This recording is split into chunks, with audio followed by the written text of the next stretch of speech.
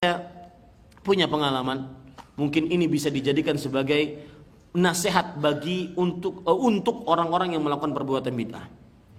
Suatu ketika saya masih mahasiswa di Universitas Islam Madinah waktu itu, kemudian diperbantukan sebagai penerjemah di musim haji. Dan ini memang kebiasaan baik dari kerajaan Arab Saudi, mahasiswa dari negara-negara tertentu diperbantukan sebagai penerjemah musim haji. Jadi kalau ada syekh ceramah di Mekah, di masjid mana begitu, ya maka diterjemahkan oleh mahasiswa-mahasiswa. Kebetulan waktu itu syekh dengan takdir Allah berbicara tentang mahabbatun Nabi, cinta kepada Rasulullah sallallahu alaihi wasallam. Dan salah satu yang beliau bicarakan, salah satu bentuk cinta kepada Rasulullah, kata beliau, adalah tidak beribadah kecuali dengan petunjuk dan contoh dari Rasulullah SAW. Itu memang konsekuensi dari kecintaan. Kalau Anda cinta, Anda akan mengikuti, betul? Kalau tidak cinta, Anda akan menyimpang. Itu konsekuensi dari cinta. Makanya beliau berbicara konsekuensi orang yang cinta adalah mengikuti Rasulullah SAW dalam syariatnya dan menjauhi perbuatan yang mengada-ngada. Mulai saat itu jamaah mulai panas, jamaah Indonesia, ya. Salah satu perbuatan bid'ah adalah, kata beliau, yang melakukan perbuatan bid'ah adalah memperingati hari kelahiran Rasulullah sallallahu alaihi wasallam. Memperingati hari kelahiran Rasulullah sallallahu alaihi wasallam. Kemudian langsung angkat suara seseorang, "Syekh, saya nanya." Pakai bahasa Arab yang terbata-bata, beliau bertanya, apa dalilnya dilarang untuk memperingati hari kelahiran Rasulullah SAW? Itu kan mendatangkan kebaikan, kecintaan, ada silaturahim, ada membaca sejarah Rasulullah SAW, banyak kebaikan di sana.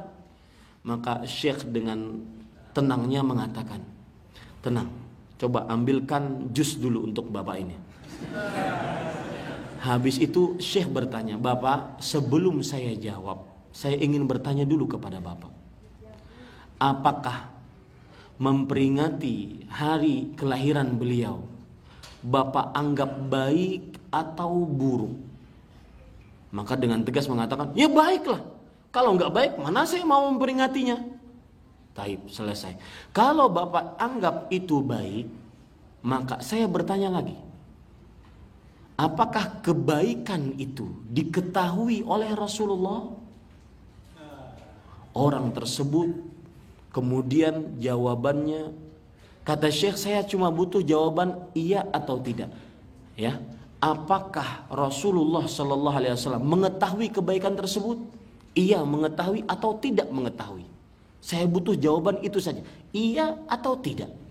Orang tersebut jawabannya sudah kesana kemari. Tapi Syekh, ini adalah kebaikan, ini adalah mahabbah Rasul, ini adalah silaturahim dan sebagainya.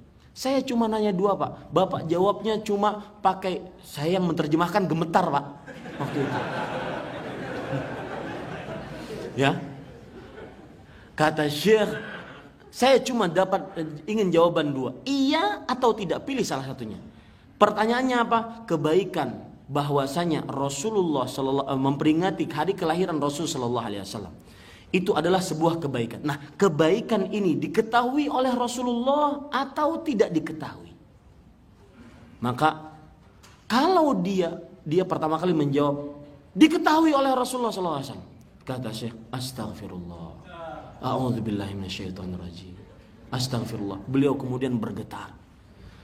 Kata Syekh, Bapak takutlah kepada Allah. Ketika Bapak mengatakan kebaikan itu diketahui oleh Rasulullah Sallallahu Alaihi Wasallam, berarti secara tidak langsung Bapak sudah menuduh Rasul Sallallahu Alaihi Wasallam menyembunyikan kebaikan tersebut dari umatnya.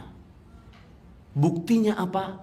Sampai Rasulullah Sallallahu Alaihi Wasallam meninggal, beliau tidak pernah mensyariatkan itu kepada umatnya. Paham maksud saya? Kemudian dia jawab ke sana kemari sampai jamaah haji yang lain, udah saya tinggalin aja itu, kalah tuh. Saya mau nanya haji katanya.